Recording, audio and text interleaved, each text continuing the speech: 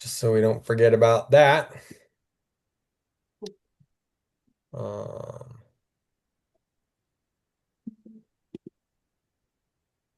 Lynn, how you doing? Doing well, thanks. How about you? Doing great. Were you bummed you Good. weren't at the burn this year? Pardon? Were you bummed you weren't at the burn this year? No. Mm-mm. No. I'm Feel done. like me too. I had the same feeling. I'm done with that life. Yeah, It's too much.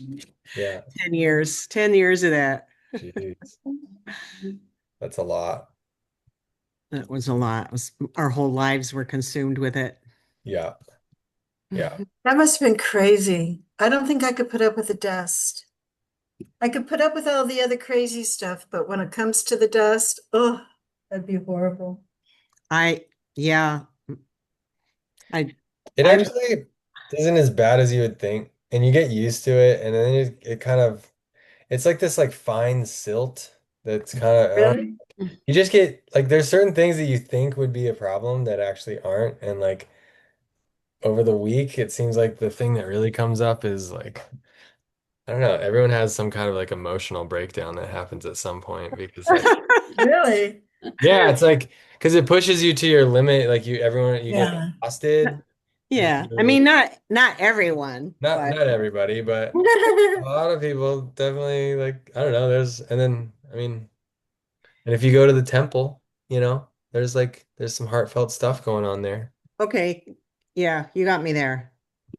You got me there. Yeah, those years my mom was still sick and dying, so I was writing messages on the temple and then, you know, Yeah, just kind of keeping score yeah. of my mom's years as they went by. But yeah. Ivy, I should have shown you the other day when we were making jewelry in my box, in my little toolbox with all my jewelry stuff. There's like playa dust still in there. Oh my gosh. It's just this white dust, and you can never really get it out of anything. So you Yeah, never take anything out there, like we were just talking about our bikes yesterday because we were riding our bikes, but those are not the bikes that we took out there. We just took beat up bikes, beat up RV, everything beat up. yeah. But how about the art out there? I mean, this is an art conversation. Amazing. The art is like, I feel like going there and seeing the art there blew my mind so wide open as to like what art could be. I thought it was like this thing, and then like that experience was like, oh, there's no rules, and it can go in Hmm. any direction. Like, absolutely incredible. Hmm. One night there was this Yugoslavian couple out there. They had never been to Burning Man, but they were creating this sculpture called Love. I'll try and I'll put a link to it in the chat. But Yeah, I know it. Isn't it with two faces or something like that? yeah, so it's a wireframe of Right. adults sitting back to back, kind of crouched down sitting, and then there's two babies inside facing Oh. each other, trying to get to each other, To connect, to connect because the adults were facing away and were, Ah. kind of like in a fight. yeah, like in a fight. Yeah, that one was awesome. That's the thing about a lot of that art is it's so like conceptual and like philosophical and like a lot of it's up here or here. I don't know. It's amazing. Yeah. Um, well, I gotta say we have an all-star crew here right now. Look at Yes, we this. do. This is a good lineup. Thank you all for being here. Yeah, it's 7:06. I think we can just jump in and then as people join, we'll just let them in the door. And yeah, I was thinking that we would start out by saying we're going to introduce ourselves, go around the horn like we always do. Introduce yourself, say what your name is, and then say what it is that your creative art is, your creative soul is making right now in the world. And then say what you're most excited about for this upcoming um, art walk. Does anyone want to go first? I can start. All right. I'm Taylor Gallegos. I am a painter, muralist. I make art uh, on large scales, and I'm really excited about this art walk because I feel like this whole time I've just been, this is my first year ever doing art walks. I've never actually done like a 10 by 10 tent art walk before.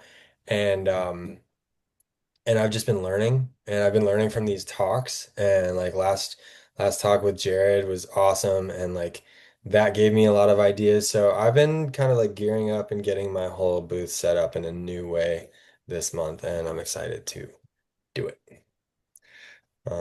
Ivy, you want to go next?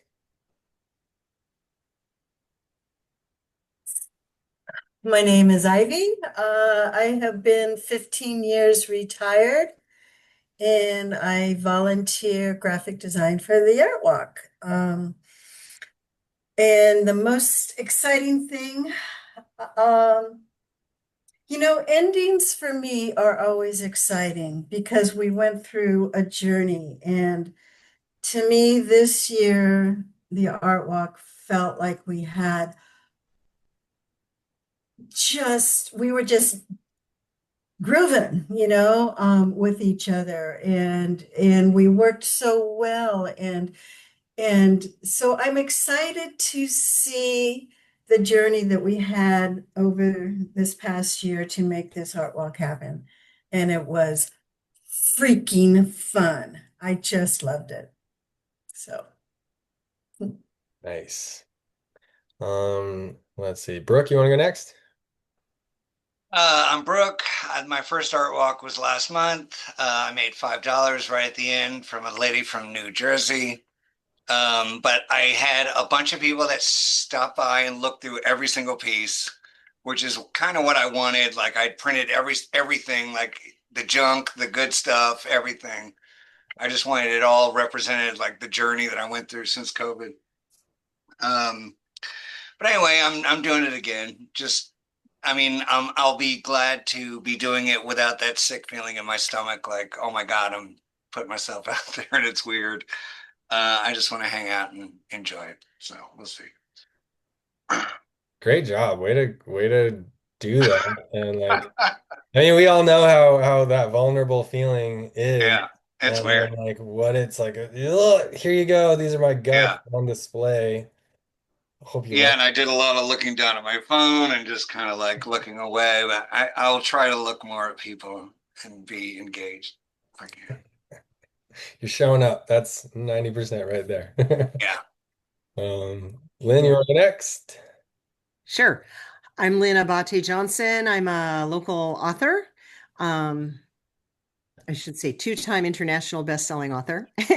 And I design jewelry and make jewelry too. So I started getting involved with the Art Walk last year, and I'm really, really glad that I did because this is probably I've been on some boards and I've been involved in organizing and starting lots and lots of businesses over the years. And I gotta say, this is the most functional group of humans I've ever been involved with for a really great community. I don't want to say vibe. That's not strong enough, but it's literally a community with a unity capitalized. That's how I like to play off that word. And I'm really excited about this Friday. I'm excited every month for the art walks. This month, I've made so many friends with all of you out there, and I just love going around and visiting everyone and meeting new people. This year, we've had so many new artists join, and I think that's a testament to the leadership team that's been around for a while now. And it's such a pleasure to, uh, meet people like Brooke, who had never, been a part of the art walk until recently. And now they're showing up and they're getting their sea legs. So, yeah, Friday's going to be amazing. It's going to be amazing. Yeah, it is. Thank you there, Lynn. All right, Jared, what do you got? Hey everyone, I'm Jared Lazar, and I am a local painter, and I am excited to continue to make art friends. It's always fun because it's I feel it's a very community-based show, and I've shown up to it every month this summer because I've just met more people and connected with other artists, and I always leave inspired. So I'm excited. I'll miss it during the winter, but I'm really excited to continue receiving such inspiration from everyone that participates. Yeah. Um, that's that shared inspiration right there. Don, you up next? Oh, can't hear you. Hi. I turned my microphone off. Our dog has been whining like crazy. Anyways, Dawn Tappan. I am a local artist. I also am the manager of the Art Walk. And I'm always excited. I'm just excited, like Lynn, to see all the people and see everyone's art. And yeah, Nice. A general excitement. yeah. For huge. All right, and Bridget, tell us about your art. Well, today I was at the City of Encinitas Arts Commission talking up Oceanside. Yay. Woo! Um, but so yeah, lately my creative outlet has been organizational and collaborative, but I am looking forward to soon try to get back into some photography and stuff. But what I'm excited about Friday, I usually just hang out at the info table and just kind of sit there, but I think Friday I'm gonna make sure I visit everybody. So I'm kind of excited. I usually see most people one way or another, but I think I'm excited to actually kind of tour around in the middle of the event, just the people watch everybody in action, and I'm hoping for a great big crowd. So thanks to Lynn and her street team getting the word out. So yeah, I'm very excited too that this year was like the biggest ever in our 12-year history, and we just keep rolling forward. So yeah. Nice. Awesome. And with your, okay, so you go to meetings all the time, you're in all the organizational stuff of all the art stuff. Would you say that there's an art to that? 1,000%. Yeah, to be able to actually communicate without like turning people off, especially artists and people that maybe don't see the value in art on, kind of both sides of the spectrum. Um, I don't say I'm perfect, but it definitely takes a skill to connect everybody. Yeah. Yeah. Yeah, I feel like a lot of what you're doing is like you're acting as the liaison between like two worlds. It's pretty cool. Julia, would you like to tell us about your art? Well, right now my art is keeping my nonprofit alive, but that works too. It's just it's creative all in and of itself, and then just being around all the art in the gallery and the shop and all the classroom stuff is super fun as well. And I think I'm most excited. Well, I've been with the Art Walk a long time, and this is just like the most amazing team and the synergy that you guys have and the positive energy, and it is actually fun instead of, oh God, another art walk. So my congratulations to all of you. Yeah. Fantastic. And it looks like we have a couple other people on the call. We got Allie. Would you like to say Hi. say hi? Sorry, I was multitasking. I'm new to the group and new to art, kind of actually. Um, I'm a painter. I started painting for therapy a couple years ago and realized I had some talent, so trying to take it in a lucrative direction. I'm not doing the Oh, my timer's going off. I'm not doing the art walk this month, but I'm gonna have a booth next month. So I'll stop by and say hi, check it out from a attendee point of view. So excited to join the group though. Oh, good. Next month, next, is it October? Is that the next one? Yeah, yeah. Yeah, October's a little different. It's the O Arts event. So And then there's different, time's going to be a little different. yeah. Okay. Um, okay. Do you want to, well, we can get into that another time, I guess. Maria, are you there and would you like to introduce yourself? Looks like we got the video off and oh, Yeah, hi. Hey. I am Maria.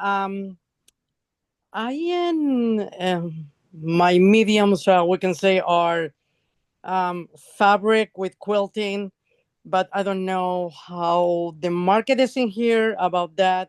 Um, I was doing this before in the Midwest, so in there you have all the Amish quiltings, okay, and it's a big business in there. But I do not know if there's a marketing here for that. Knitting is too, medals and what I do jewelry, but it's more rough edge, and not so much into painting. I do photography, but it's a little bit on the dyslexic side. So I see things differently than other people, but those are the things that I do. cool. What are you excited about this art walk? Yeah. The funny thing is, I needed to cancel a few times because I was having doctor's appointments to put a loop recorder in my chest. They put one, they took that one out, they put another one in. So I've been in recovery since April, on and off. So you're excited to be here. I am. This is my first time coming. I've been trying. I'm like, okay, I am trying to recuperate from this loop recorder, and that one was not working, and they needed to take that one out from April and put another one in a few months ago. All right. But I am good. Okay. There we go. Well, we're looking forward to seeing you at the art walk. Okay, cool. So now we are on to phase two here. I'm gonna introduce our featured speaker for the evening, and she's gonna have the floor for however long, 15, 20 minutes, and then at that point it'll open up and we can ask questions, Q&A. We can, wax philosophical on whatever we feel like talking about, because this is the world of art and we get to make it up as we go. So. Um, without further ado, here we go. Julia Pfister, founder and executive director of Studio Ace, began her career in investment banking and graphic design before earning an MA in art history from San Diego State University. She developed the award-winning ArtQuest program at the Oceanside Museum of Art, which grew to serve more than 7,000 students annually, and later expanded the museum's education programs for children and adults. After serving as an education specialist at the Museum of Making Music, Julia founded Studio Ace in 2016, opened its brick and mortar space in 2018. Since then, Ace has served over 54,000 individuals, with nearly 30,000 participants accessing free arts programming. Initiatives include distributing 9,000 plus free art kits during the pandemic, offering inclusive classes of all ages and abilities, including neurodivergent participants, and launching the Valley Arts Festival, which is now in its fifth year. With 60 plus community partnerships and recognition from civic leaders, Julia continues to expand arts access. In 2025, she was named North County's Arts Educator of the Year. So, Julia, you have the floor. Fantastic. Well, it's great to be here, you guys. And And before, when I actually I graduated from San Diego State University in I think like 2009 to 2008, and was actually had intended to teach. And because I have done many things throughout my career, I've hopped around, and then started volunteering at the museum because of the recession, so I couldn't teach, and wound up starting my own nonprofit. But what my greatest love has always really been art history. And like I said, I've been in investment banking, I've done graphic design, and a thousand other things like every artist has done. And but I took art history, and everything just finally made sense to me. And I do in like one of the things I do have a degree in art. I mostly just do pen and ink now. I did sculptures a long time ago, but just too busy to do it. But this it's a lot of it is about this attachment that every artist has to art history, whether they know it or not. And it's like we're all part of this whole continuum of it. And I was actually after I had graduated with my art degree, I had gone to Florence and was studying art there, and was having a hard time keeping up with everyone. And the teachers, like, we were out drawing the hills in Italy, which sounds so wonderful, but I was just frustrated. He's like, oh, go look at Van Gogh's drawings. He's like, you like patterning. And then it's like everything just kind of for me clicked. And it's like, and I can't do his painting. I'm not a painter whatsoever, but just all the patterns that he has really made sense to me. And it made me feel like I fit into this whole continuum of art history. We have now, have any of you guys here studied a lot of art history at all? Some, yes, exactly. Yeah. So it's just some, and I just think it's so, it's not, obviously it's not vital because you come up with your own ideas, but it's also one of those things. I think if you're lost, you can go looking back and get inspiration from, other artists in art history. Let me see if I can get this up here. So being an art historian, of course, I have a PowerPoint. Okay, come on. Get this. So we go back to that. So that was, I should have probably had that up there as we do that. So this is really about just connecting contemporary history. Sorry, I'm so in the dark. You can see the slides okay though, correct? Yeah. Yes. So the big thing in art history is from all the way along is just this. Each movement is both a reaction against what came before and a foundation for what comes next. And artists continually push boundaries, yet always remain in conversation with history. And we do this, I think artists do this whether they're conscious of it or not conscious of it, of what they're part of. And so I have a couple of examples just to try to show what I'm talking about and doing this. So because I think everybody is familiar with Cezanne and what he does. So I kind of started with him because he's kind of a couple hundred years ago. So if we go backwards, Cezanne, his influences, so we know he's started really the Cubist movement, and Picasso said he was the father of us all. So he was influenced by Camille Pissarro, before that Courbet, before that Rembrandt, and then the old masters. And then you go forward from him, and he influenced Picasso, and then Matisse, and Jasper Johns, and Carrie James Marshall. So it's this whole continuum that you can almost find with any artist. And so you I'll kind of show you this whole continuum. So we start with the old Italian masters there, and then we have a Rembrandt. And then we go to Courbet. And then we have the Pissarro there on the left, and then we have Cezanne and his Mount Saint Victoire, and he's one who really was the beginnings of Cubism and everything fracturing. So he influences Picasso, who in turn influences Matisse, who in turn influences Jasper Johns and Carrie James Marshall. And then here's kind of that whole continuum of it. So I think it's kind of fascinating to as all of you in contemporary artists, how can you relate back to the Italian masters or Dutch masters or Byzantine or sculpture or tapestry in Maria's case, and going back with all with the gold filigree and things like that.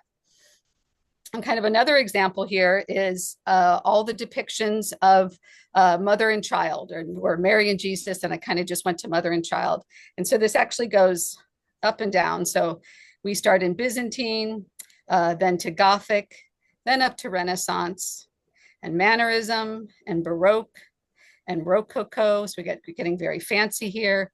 Then Neoclassicism, and Romanticism, and Impressionism, and Neo-Impressionism. Gotta move this thing here because I can't see it. And then kind of the modernism here as well. And then this really the contemporary. So these kind of same familiar images that we see or that we paint is because it's kind of, what is it, that Freud part of the ego, and that it's that learned, that's the thing that's in us, like the fight with good and evil. So for me, it's important to have all this. I aren't you going forward? There we go. And then also the Venuses. So if we go back, thousands and thousands of years, there's the Venus of Willendorf. And again, the idea of what is the female body. And that has changed so much through the years. And then just a quick to Botticelli. I don't think I have too many of these. Then the Giorgione and the Sleeping Venus. And then all the Venuses were always laying down at this point, because I think, men had their fantasies about all this, because this is how they could draw naked women, because it was part of mythology and part of history when we do this. And then up to Manet, where now all of a sudden the woman she's still reclined, but she's looking directly at us. So that was something else a woman never did. At San Diego State, my master's thesis was in the recovery of women in art history.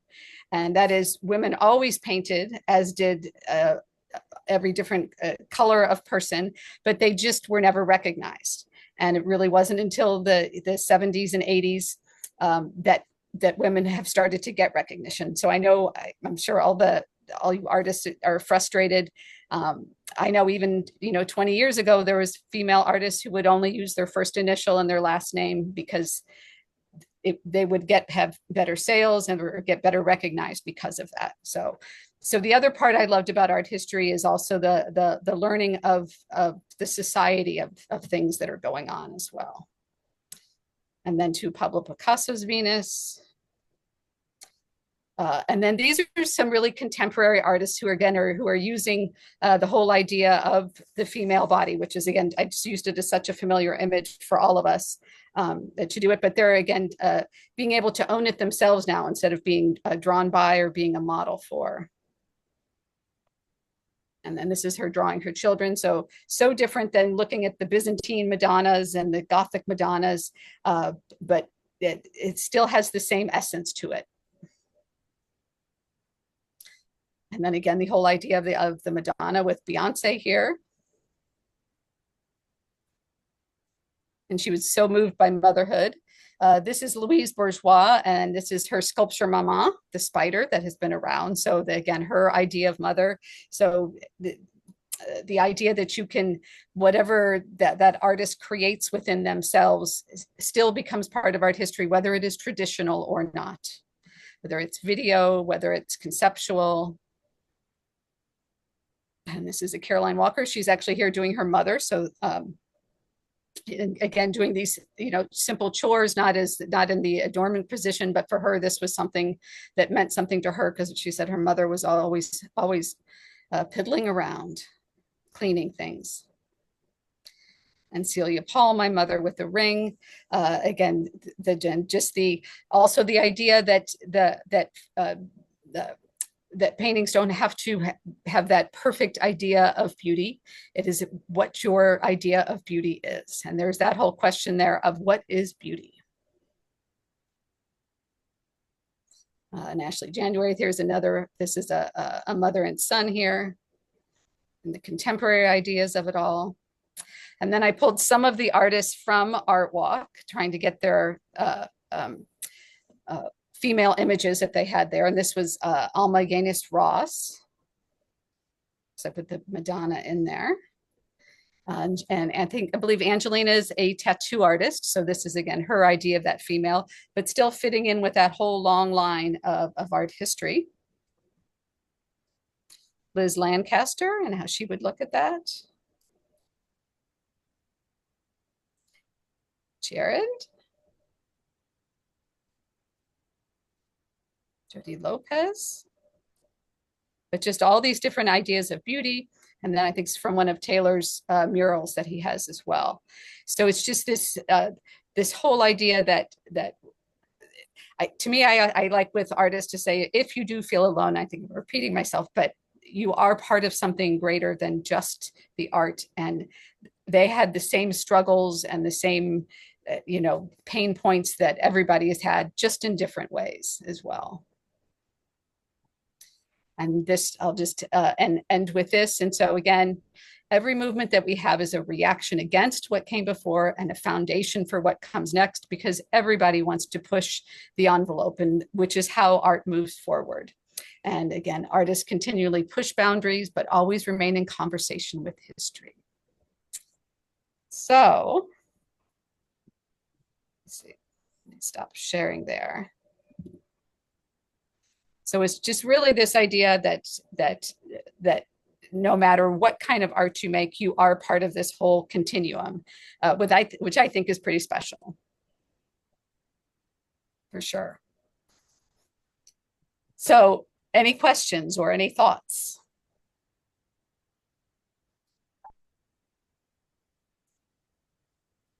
I really like how what you're saying is that like if we ever feel alone as artists, as creatives, we can just look back through art history and realize that like we're not.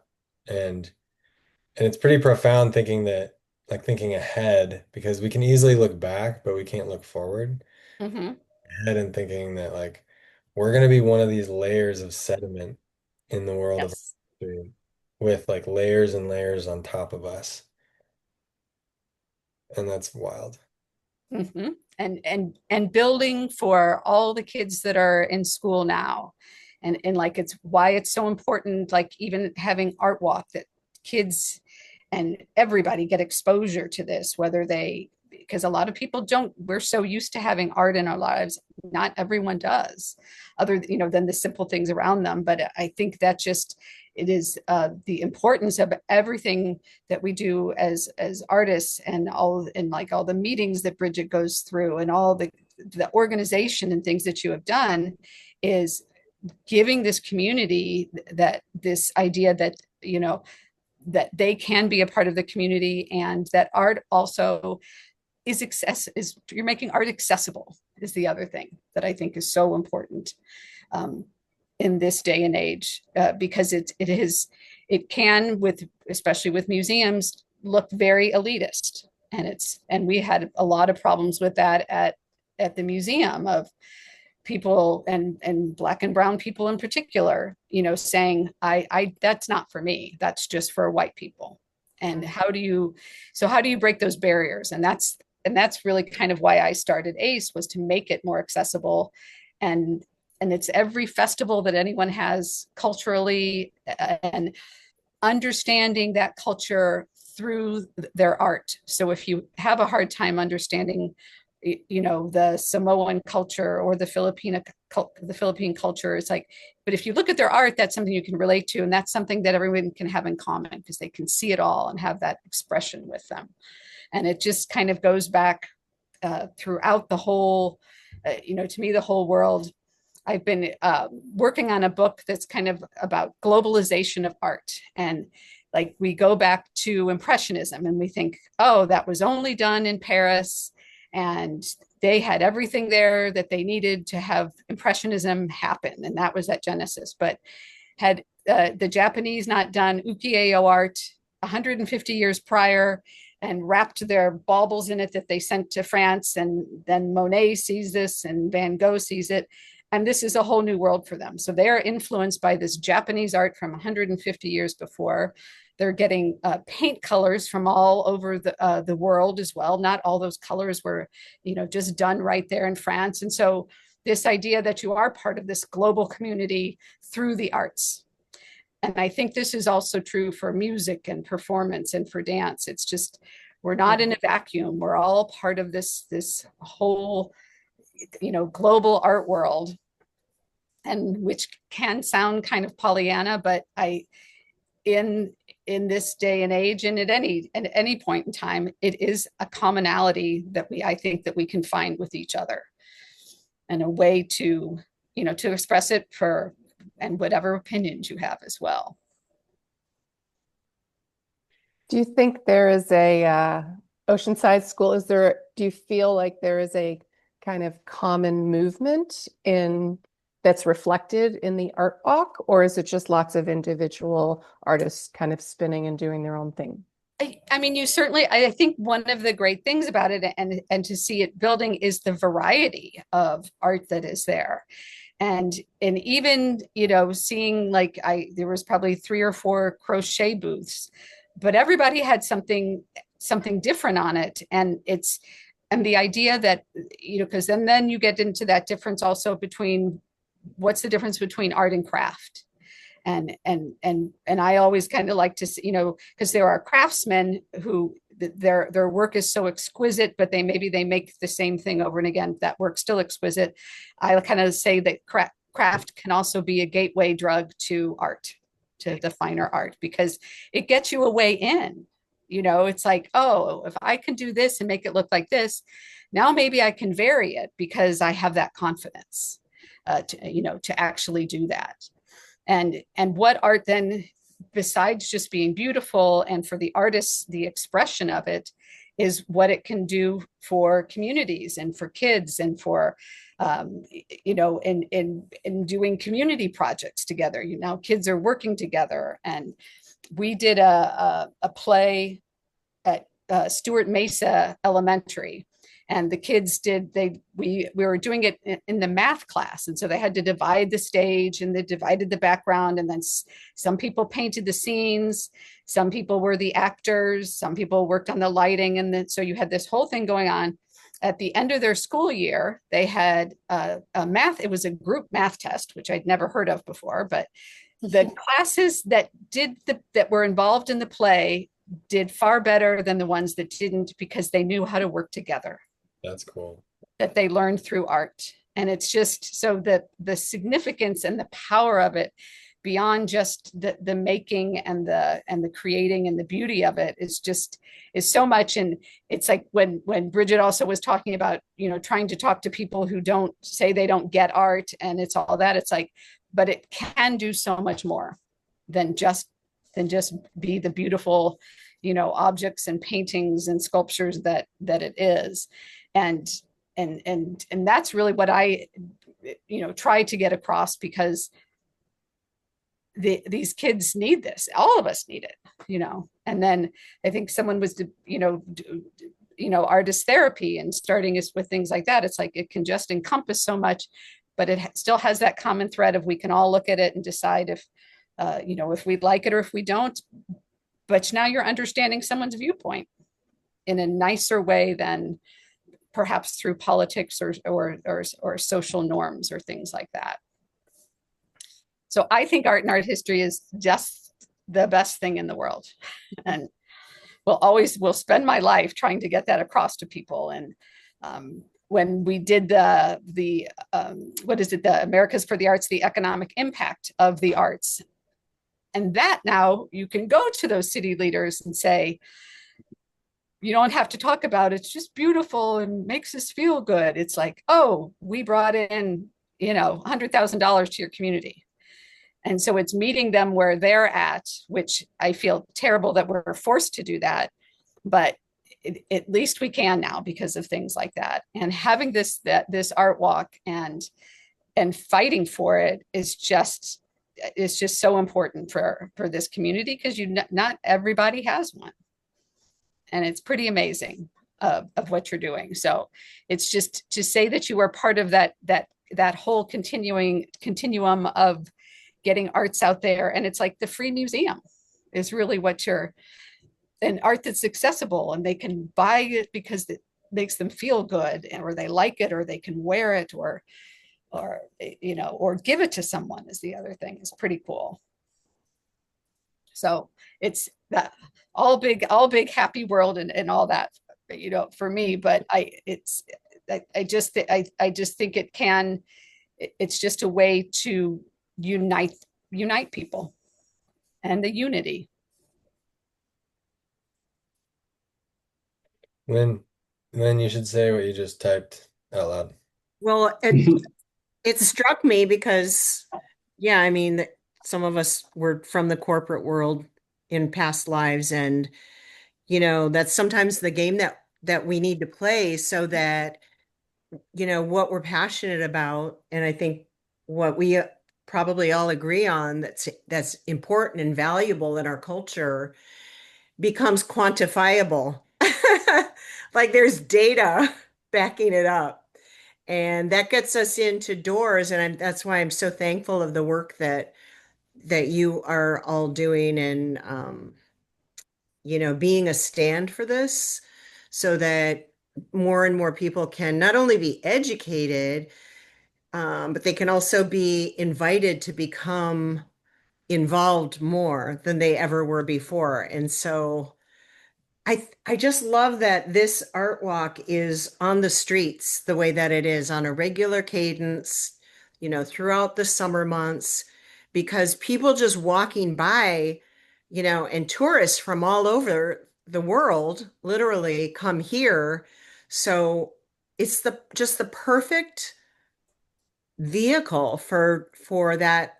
I keep thinking and saying, and you've been saying accessibility. So thank you for all of that. And I love the way that you laid it out. I remembered I used to love art history when I was in school. And I think it was even in June. I went to Catholic school, and I think it was junior high and maybe a little bit of high school. But I now that you're talking, and I've been to Paris and I've been to all of the museums there too, which was really amazing Yeah. because I'm not even a museum person. Like Mhm. I'd be like, I could skip the museums, but not these Not museums, merit.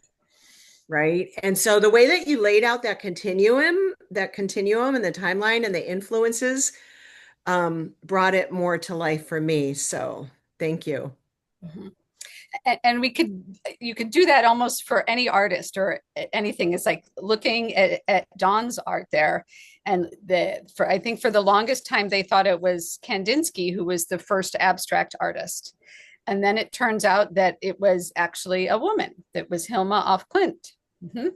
And she had her kept her art in, it was in a vault or whatever. They wouldn't let them expose it for 70 years till after she died. But it's just this whole idea. And so for me, trying to find this recovery of women in art is this, again, this whole idea of that society in the art world was far more equal than, because women could do it and they did do it. It's just that also, if I go back to my other big beef with it with the women, is that when we get to the Renaissance, in the Renaissance, they said that the greatest art was the nudes. And you had to be able to go out into Europe, and you had to be able to talk to people and go out. Well, women weren't allowed to do that. They couldn't do anything from the nudes. So therefore they're never going to meet that standard. But what they did was just as spectacular as what the men did. It's just, and they did it under far more difficult circumstances as well. And it's not that they were better than, but they should at least be able to be equal to. And it's really true. It was particularly, I also had done a lecture on African American artists, and very much the same trajectory is they all did it. They just weren't recognized. And I think that would happen for, almost any group that we see. So, and it's just, again, putting us back in there, that, and I think also when you feel down and you don't, well, other artists have struggled too, and they've had points that they can't, and they have the artist block, and what do I do next? And how do I live? And how do I make art and still survive? And that's been happening for hundreds and hundreds and thousands of years. So, but it keeps continuing. That's the other thing. It keeps moving on. Yeah, I was gonna ask if okay, so let's say an artist is experiencing like self-doubt, self-criticism, um, maybe they think that their art isn't good enough for whatever reason, for whoever. How would you speak to them through the lens of art history? A lot of it is one, is there an artist that they admire? And it's, of course, it's easy for me to say, but now you can go on YouTube and watch almost any artist biography that you want to. So you don't have to read through a dry art history book and go through that. But it's just like they went through the same life that you're going through. And like you look at Van Gogh, and his most fruitful time was when he was in the insane asylum. And it was because all the rest of his life was taken care of. He didn't have to worry about a place to stay. He didn't have to worry about food. He had everything was taken to him. All he had to do was paint. And that's also Yayoi Kusama, the Japanese artist. And so it is the relation of they have struggled, and they just got to be a little more well known, than perhaps you are at this moment, but they had the same struggles. And I think we shouldn't feel alone in, again, if you're having those troubles, go back and look at a biography of an artist that you admire, and just understand, and then it's one of those things, who are they influenced by? And so, to me, how could Cezanne go back to the Italian masters? It just, but yet it's all connected somehow, or they pulled one part of it out of that. And what you all are pulling out of right now from, in your hearts, and putting on canvases and making jewelry and doing all those things is just part of that, and that absolute need to create, which is the coolest thing that artists have. Julia, thank you so much for putting all this together. I was really wondering how you were going to put the the history of art in 15 to 20 minutes. Yeah. But I always love hearing artist stories and finding parallels. You shared about struggling with a particular course, and then uh, being turned on to Van Gogh's sketches. Similarly, I was in a bit of a rut 6 or 7 years ago with just I didn't know what to paint, and I had a good artist friend send me Gustav Klimt's 100 sketches, Yeah. and just going through that, seeing everything just simplified and just a book of just raw sketches, and then reminding myself, oh my gosh, I have so many sketchbooks that I can just similarly go through and help rekindle that spark. Absolutely. Absolutely. And just that and then I think the other thing is you are also, I think you officially become a part of art history.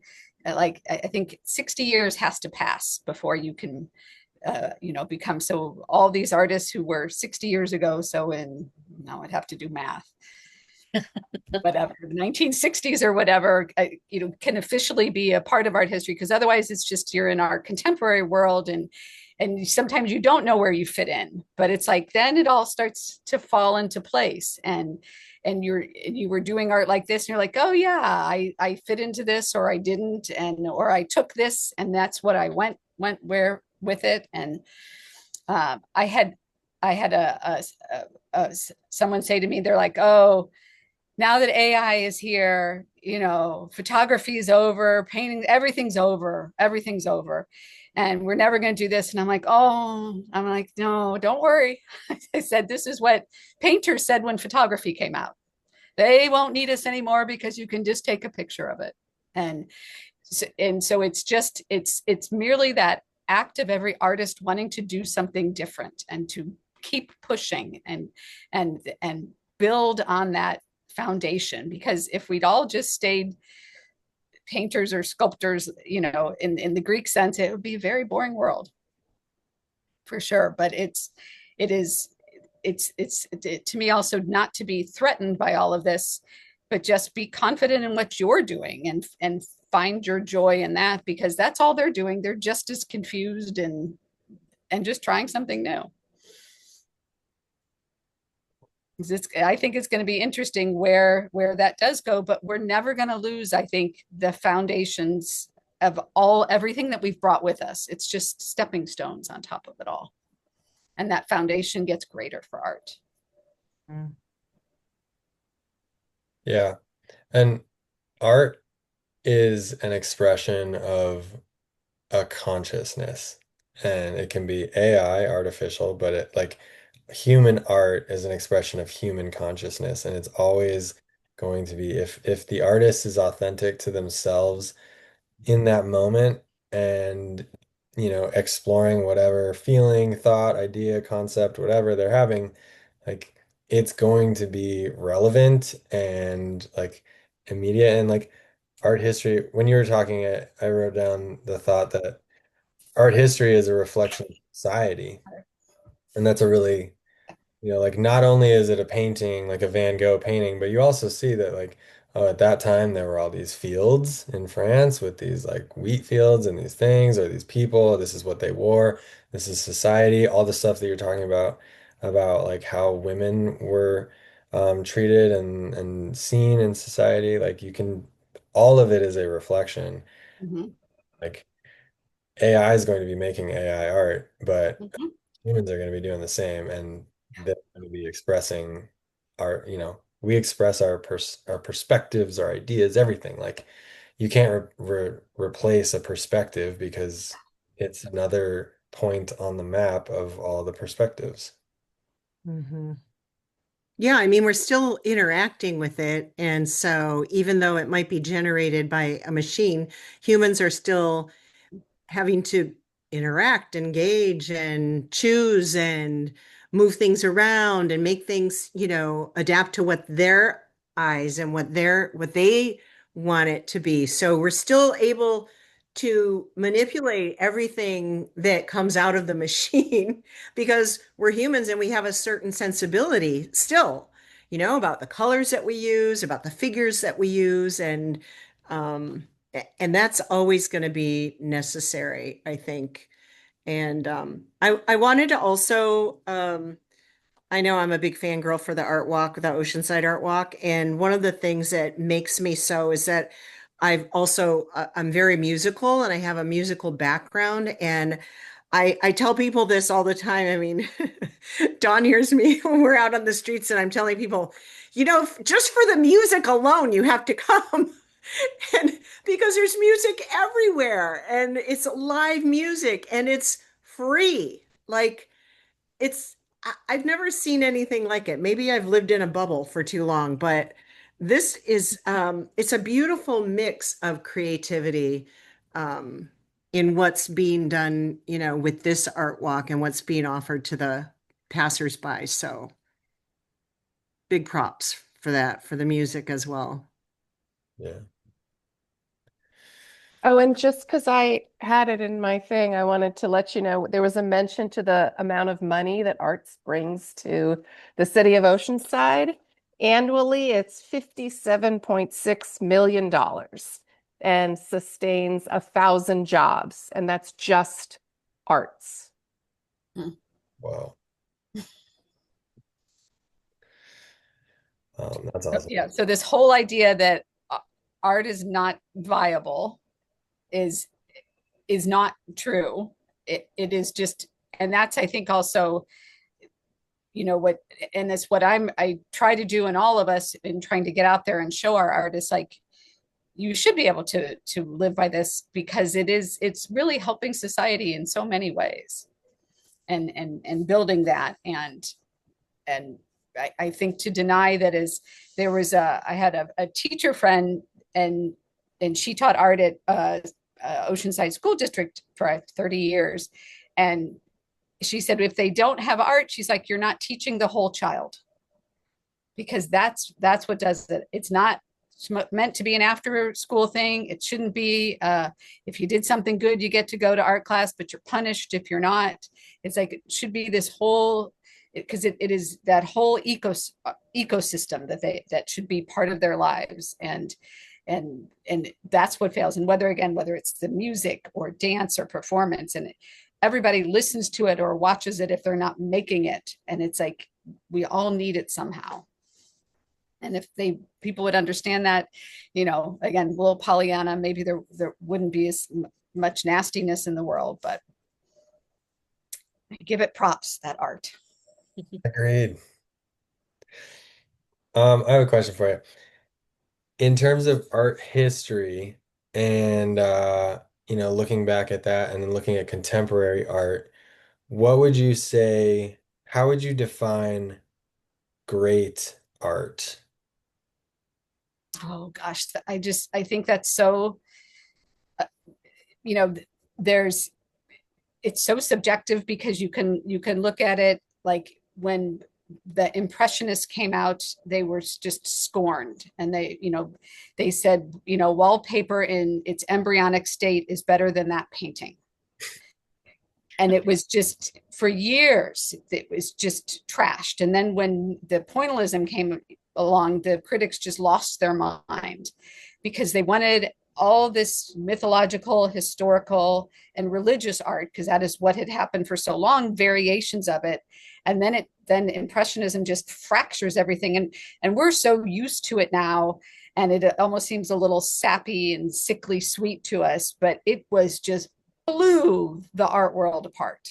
And they had to have their own, so this talk about contemporary art that they created, and they even wanted to be called the group, they wanted to be called the Independents, because they didn't want to have any isms attached to them or anything like that.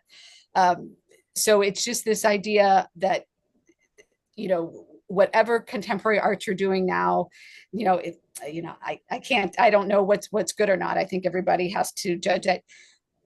There are some things you could say, I think, do they have the techniques down? Are they using the materials properly? But even that, why shouldn't you be able to explode that out as well?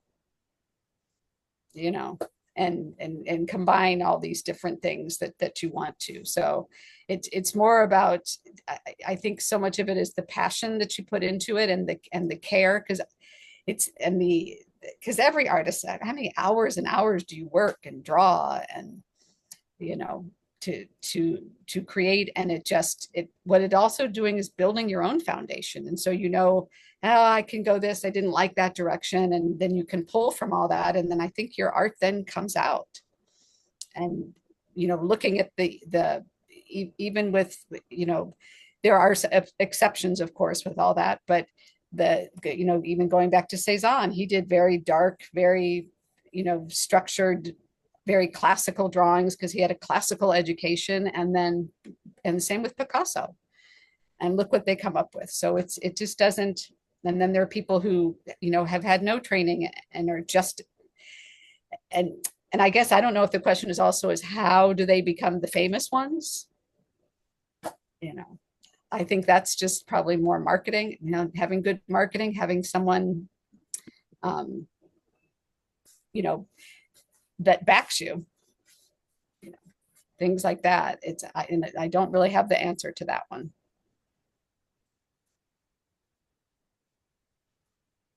Brooke, what are your thoughts on things? Well, I went to the Del Mar art thing that they had, and I've been to a bunch of other different art things. But I've noticed the contests always have skill as one of the metrics by which everything is judged. And I mean, this is not, I mean, I don't know how to express this, but it's not skill based. It is like, I'm just doing stuff intuitively. So I'm not going to make it into any of those art contests, but I still think it's a viable expression, and I am going to continue to do it. But because that's what they say is acceptable now. So it's yeah. it's like all conceptual art, when that came in, and then people are putting bricks out and calling it art, and they're like, well, that's not art. And it's like, but you didn't think of it. That someone had that idea. Someone had the idea just to paint stripes on a painting. And and it's like, oh, my kid could do that, but they didn't. This artist did, and then you think about the color sense that they have and how that all works together, and then abstract art, it just always just to me, it just works in your brain when you get it right, because that it's like then you finally, I don't know, it all just gels together for me when you see that. So I don't think anything is more or less viable. And Not. like art history is kind of like a tree or like a vine with different branches that are all kind of like going off in different directions. And like one conversation, one direction of the art history conversation is minimalism. And so then there's all these artists throughout time who've been like playing with minimalism, and they're speaking to the one that was before them and before them, before them, before that. And they're like not even in the same like field anymore as like a painter, but still it's art and like it's 100% viable. And like, and you can be like that any direction that the art tree is stretching, like there's always something new that can be done in that direction, and then like sprout a new branch off of it that maybe connects to the old ones or whatever. And there is that thread, and what we do a lot, I'm sure you all have too, but like with the kids, and you see something and you're not even sure what it is, and it's that simple question of tell me about it, and they know exactly what it is, like you know exactly what your art is, and that, and all of a sudden it changes. It's like, because your passion is infused in that, and your heart is infused in that, and it's you. I think you're compelled to make art as artists. Yeah. Allie, did you have any thoughts about anything you want to throw out there? Um, yeah, I think as far as like being successful, or what was the word you used? Expertise. I forget what word you used, but I think it is all about, like you said, connection is huge. Like it's pretty subjective, right? And if an abstract piece appeals to one person and not the other, well, it's still successful. And if a minimalist piece appeals to one person, not the other, it's still successful. It's all about just finding the people that connect with it, and that's what makes you successful. Because not everybody's gonna like your stuff, but it's all viable, and you can argue about skill, but at the end of the day, if someone likes it and they're going to pay whatever they're going to pay for it, then Absolutely successful. I think So, someone and bought. that's the whole purpose of it too, right? Sorry, my dogs are playing right now. Is having people resonate with it and connect with it and get some kind of emotion out of it or something out of it. And that's what makes it successful to me. So, I mean, yeah, certain colors look good together and certain shapes look good together, but there's some fundamentals. But at the end of the day, it's all about the perception that somebody gets from it and the feeling that they get. So that's my 2 cents. Well said. There's a book by Arthur Danto who said, I think, and it was right in the 60s, right when pop art came, that was the end of art as art had been known since the Renaissance. And because they said it just, going into this pop art and the conceptual art, it's not art anymore. And it's like, but it still is. And everybody thinks theirs is the best or that was the best. And it's not about being the best or in there. It's just about, I think, the creative passion and doing it and day after day, and it shows in your artwork. It's like no matter what you do, you can see that it meant something to you. I think it was Dali that someone bought one of his paintings and then like ripped it up and ate it or something. And the reporter said to Dali, like, what do you think of that? And like, are you outraged? And he's like, no, that's wonderful. Like, I'm so glad that it made someone so mad. Exactly. Well, Yeah, I guess as long as you're getting the reaction you want from it, then it's and you mentioned, art as therapy, and it's, uh, Allie, like so much. I mean, you look back through art history, all the artists, Van Gogh, for example, he had a really hard time. Like, if he lived now, he would probably be much better taken care of because people are aware of different mental situations. But like, how many artists throughout time and history, famous ones and not, get a therapeutic element from their art? I know that I do, and I have throughout my life. And so in that way, like, take the word success and you take it away from the outside and others' reactions to it, it doesn't matter what people think about it. The success lies in the, time and space that it creates for you as a creator in your heart, in your mind, as therapy. yeah, absolutely. That's It's it outside of you. yeah. And that's my whole approach with it. Like I say I want to take it in a lucrative direction, but even if I don't make a dollar, at least it's doing some good for me because of the therapeutic aspect to it. But my whole goal is like if it can do that for me, like I just want to pay that forward. And whether it's my art or helping other people make art to get that feeling, then I'll feel like I fulfilled my purpose or something. And just putting art to work for what it's one of the purposes of art, at least I think so. Yeah, it's huge. And you're part of the continuum. Yeah. You're bringing it forward. Everybody, all you artists are bringing it forward, which I think is, and now it's what you said about the vines, and it just can just continue to grow. And because it's also because that is also what makes us different than animals is our ability to create art. It's like that we have that kind of those thoughts and compassions and all those things inside of us and separates us from from Yeah. animals, and I that's think so cool.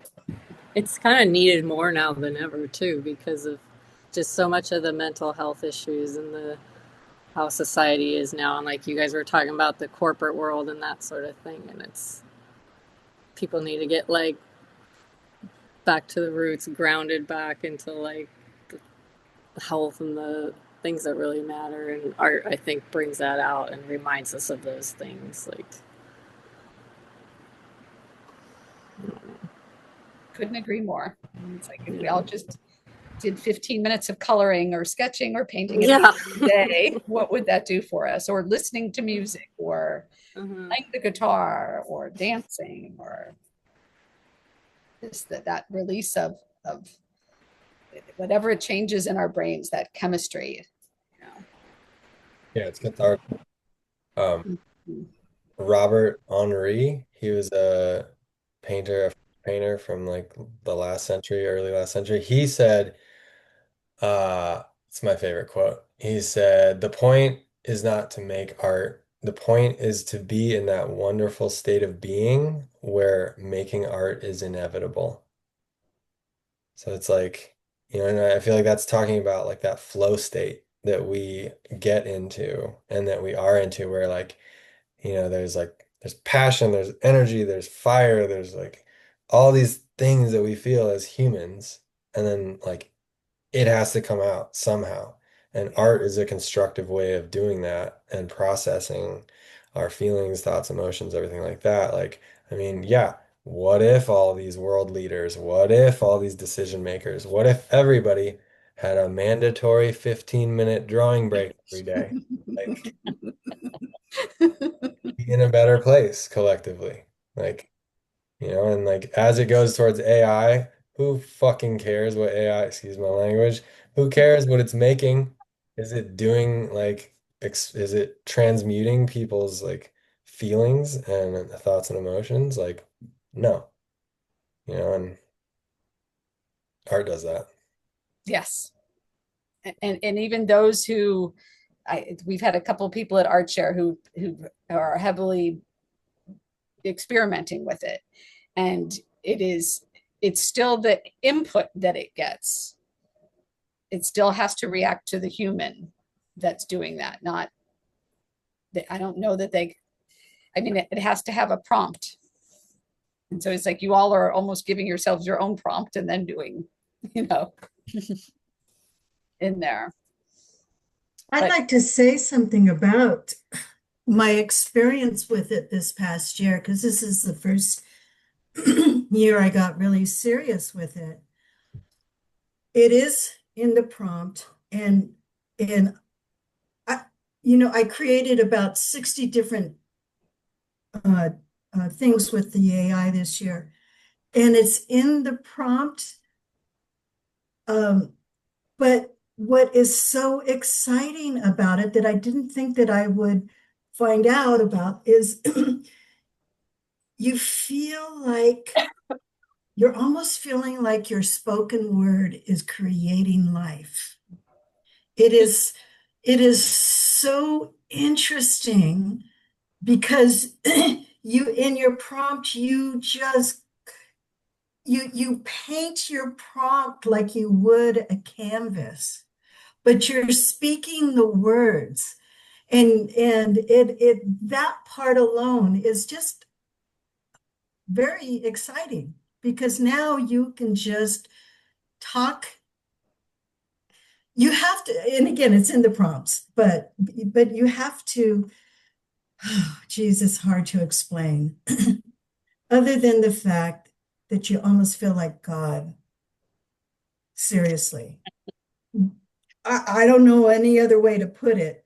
But after creating a bunch of AI pieces, I was really excited about it, but I didn't, I was more excited that my words created art. And that kind of is a new opening for artists. So I always resisted it all the time. And the only reason why I jumped on the bandwagon is it's here to stay. But it's no different for me when I'm creating a piece to go to stock photos, spend hours to find the perfect thing and throw it in my composition and then go over here and do it. Or what I normally did was go out and shoot it with my camera eh, to bring it back in. And even though all of those things are fun to do, the fact that you can do that all with your spoken word is exciting. Simple as that. Do you feel like you get into this? I mean, like you heard what I just said, the quote, like getting into the zone, getting into flow state with making art. Do you feel like you get in that same zone, um, working with AI?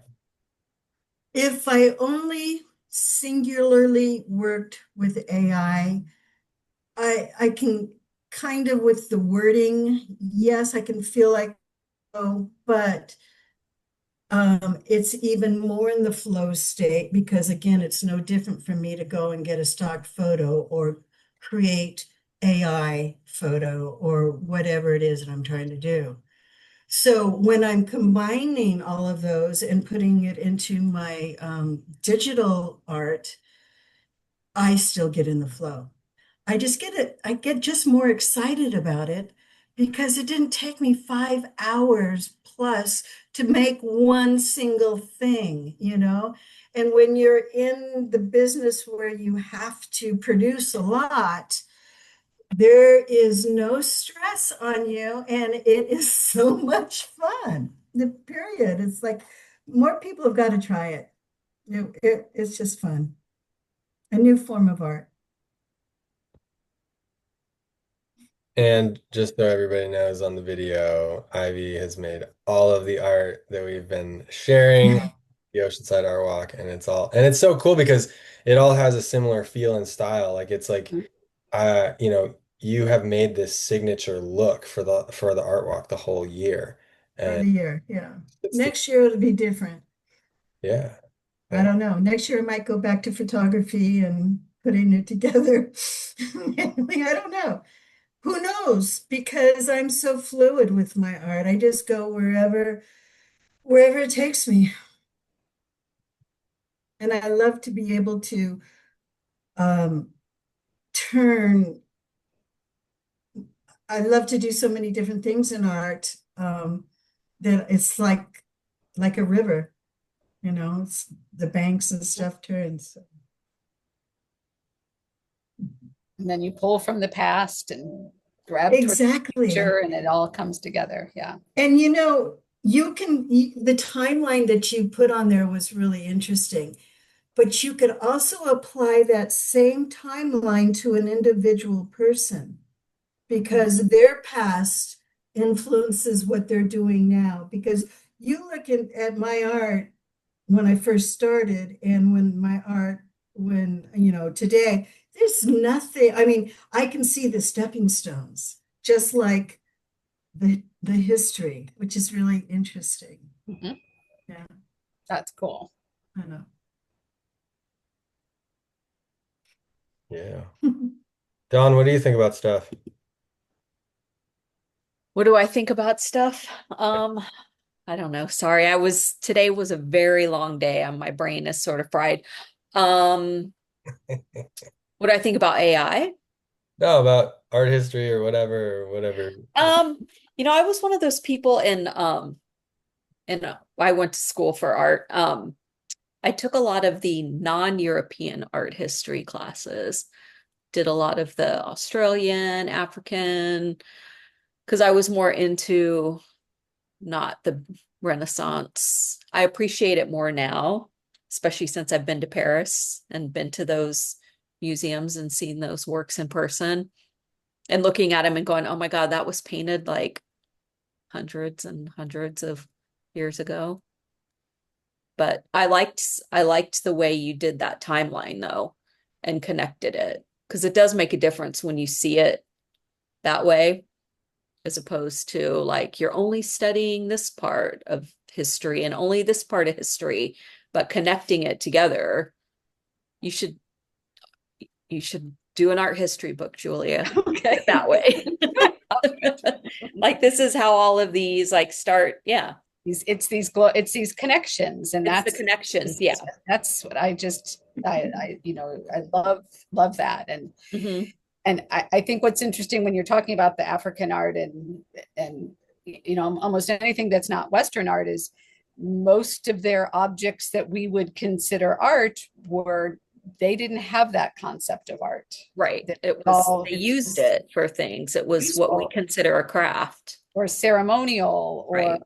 and not meant to be sitting in a museum looked at. It was meant to Right. be used or Functional. destroyed when Right. its time was done. So such a different concept that we have that we kind of that we and so we created this construct of you have art and then as you get better and better and you rise to the top and then you get into a museum and now I've made it or I sell a bunch of stuff and all that and it's like so it's also kind of fighting and I think all of you fight against that construct of this has to be what success looks like and it's like what Ali said it's that's not it it's building bringing people with you expressing what you have and and to me almost fighting that because that path is just it's just one way that art is Right. important. Yeah.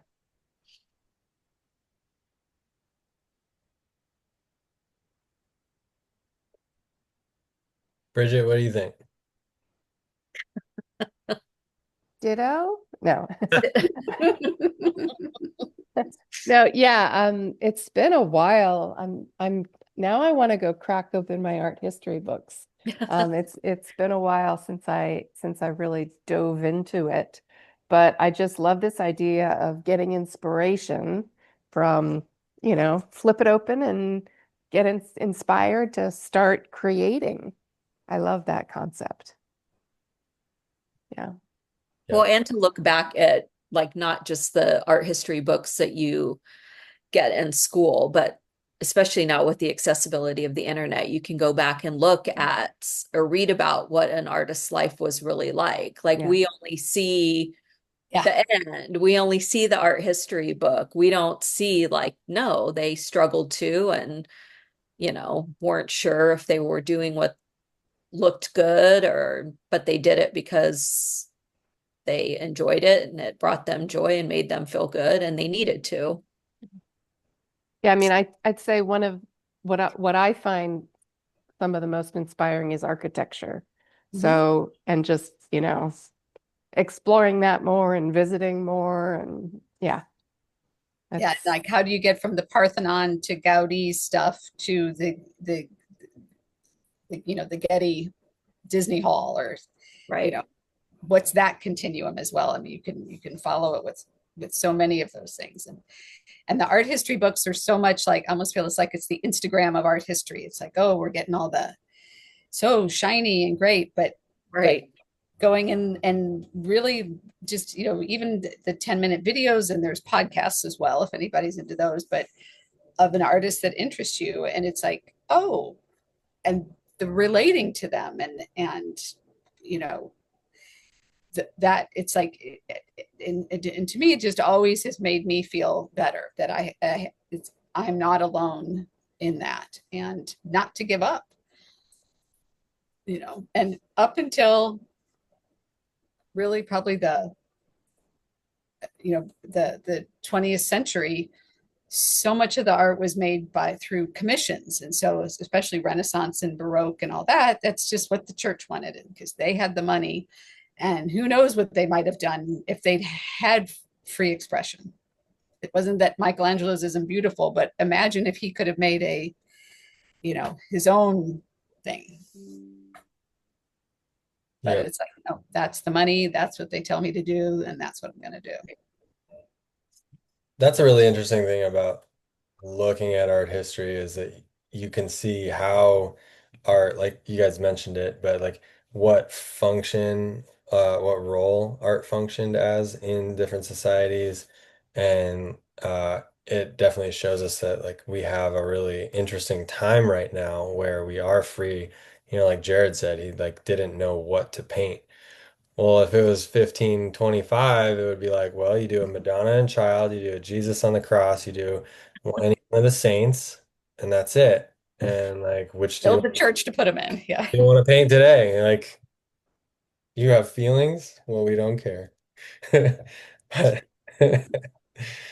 but it's yeah, it's really neat. I feel like the like a big moment in my life, like a catalyzing moment for me as an artist was when I was in art history 2, I think, in college, and they were talking about Rembrandt, and then we talked about it for 2 days.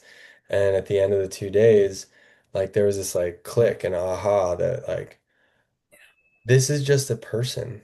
Like he made all this wealth throughout his life, and then and then the end of his life was really sad. His kids passed away early, his wife died. He loved his wife so much, and he did all these portraits of her. I forget what her name was. Saskia. Her name was Saskia. And she passed away, and he like some of his final portraits are like you can feel the depth of his sadness and it's like and then he like lost all of his wealth and he basically died poor and alone and like how heartbreaking and sad and like this is a human being and every single one of these people that we see their artwork in these art history books and it's like amazing and whatever and it's revered, every one of them was just a person. And with that being said, like we are all people and like we are just as relevant in our own ways. And like it was like, oh, okay. Well, we're all people too, so let's go. Well, that was depressing.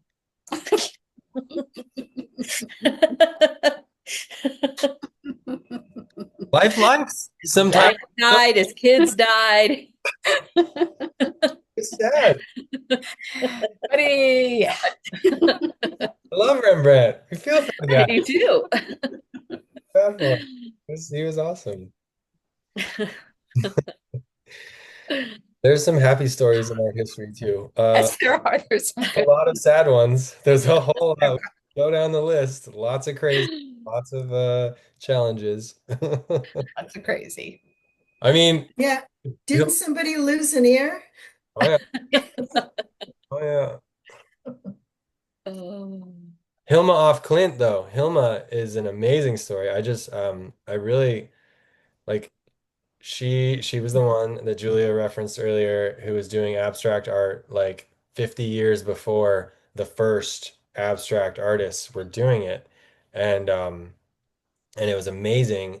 And she tried to show it. She was from Sweden, and so she tried to show it in like Paris where it was happening, but like at that time like women were relegated to the second tier, and so she never really got her chance. And then she got a couple opportunities at like big Paris art fairs, but like no, she was in the wrong hall. With her art wasn't in the main hall, it was in this hall, and like people didn't show up the way they were supposed to.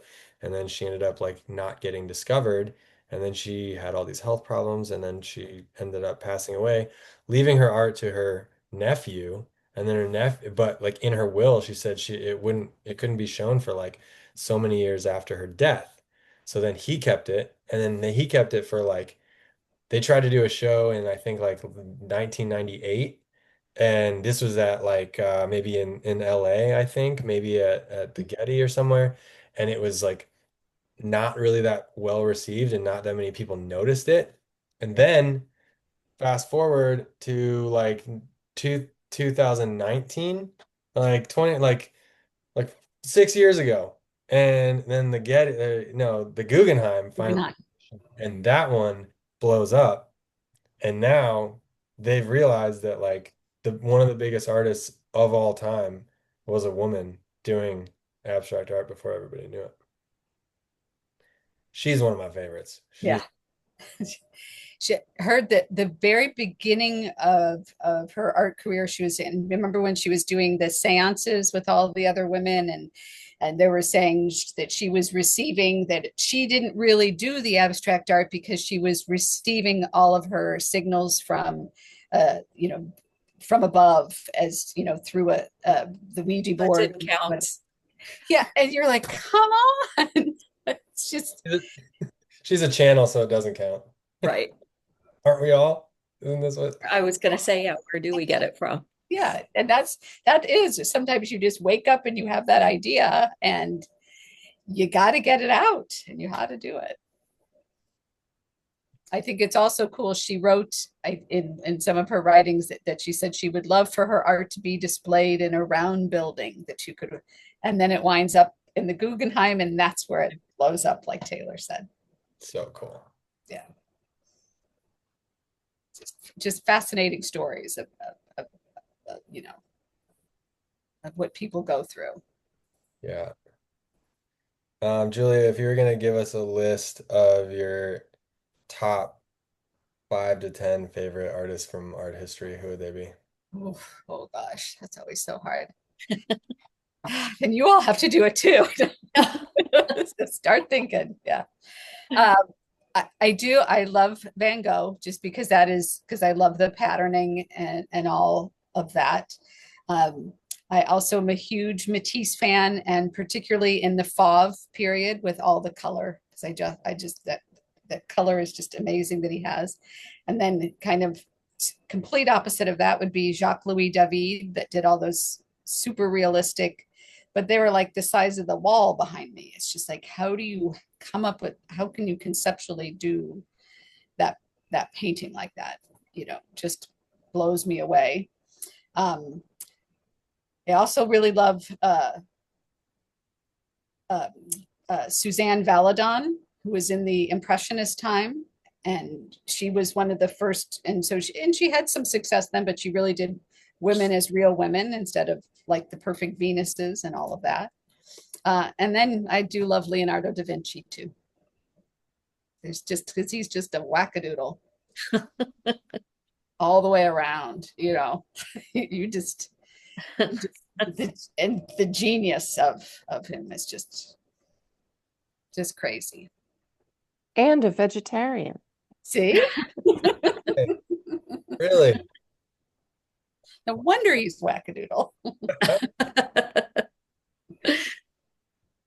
That's awesome. And I would have my six would also be I do love the ukiyo prints from Japan and that whole time period when it was they were doing the 43 views of Mount Fuji, and I love all those prints are just beautiful as well. Yeah. Were those woodblock? Yes, yeah. Have you studied much like Asian art history and Not too much. I did in school. I did a whole thing on actually did an exhibition on it, um, on South Pacific art, and then also art of in Australia and New Zealand as well. And it really, I think the biggest thing is that we are trying to make their art something that it's not, because they don't, and now you have contemporary artists. It's really like, look at Native American art. You're like, oh, we want to take this, basket and we want to put it in and just look at it. And they're like, no, we need to put our food in that for dinner. you know, and I, I think I think what I think everything they had worked because they were using the beauty of the earth and they were using the elements around them. And again, we try to make it this Western art, but they just used the earth, I feel. And so it's like I feel like that's why they're so connected to the earth. And we're the caretakers, all of the, indigenous peoples, wherever they were. All these masks and all that were, they didn't manufacture, they weren't getting paint and they weren't getting, plastics and bronze and all that. It was everything around them. So which that kind of just gives me shivers. well, and it's like their culture was different. It's Yes. like in Western art history and contemporary art history, art has a value that's assigned and it's an asset as well, especially when you get to higher levels. Like it's an asset that holds value for people. And so like wealth can be held in art, Yes. and like this is a reflection of a capitalistic monetary based society. Whereas other cultures throughout history have not had that same relationship. And like art is a reflection of humans and culture and society and everything like that. Yep. So it would make sense that, yeah, it's like they don't even think that way. It's like when settlers came across the United States of America, it was like, or the North America, and we're like, hey, we want to, that's my land. And they're like, what do you mean? Like, Nobody's land. it's the land. Like, what do you mean it's yours? And if you look at cave art from all around the world, just extremely similar because they all, they had some different colors in different places, just depending on what the plants that were there. And that, like, oh, it's the cave art on the wall, that's the museum. But I think we're still trying to figure out what that meant other than, what they had, but that expression that we were making it something that it wasn't. I don't think they had, bring me two stones and you can see the cave art on the wall. Back then it was so much more ceremonial. But we're doing it today. So, Pure expression. yeah. But at least it's still important because it's still, at least it's out there. But there are so many better ways to get art out there. The art walk being one of them. Bring it full circle. There we go. Well, anyone else have any thoughts, ideas, anything you want to throw out there? Awesome. Oh, Julia, Thank you. That's Thank you my for letting thought. me ramble. Thank you for everything. This is a great one. Thank you. Yeah. All right. Well, see you all on Friday. Friday. Can't wait. Good. All right. Everyone, I appreciate it. Thank Thank you. you. Absolutely. Nice meeting you guys. Same here. I'll see you Friday. See ya. Bye. Bye.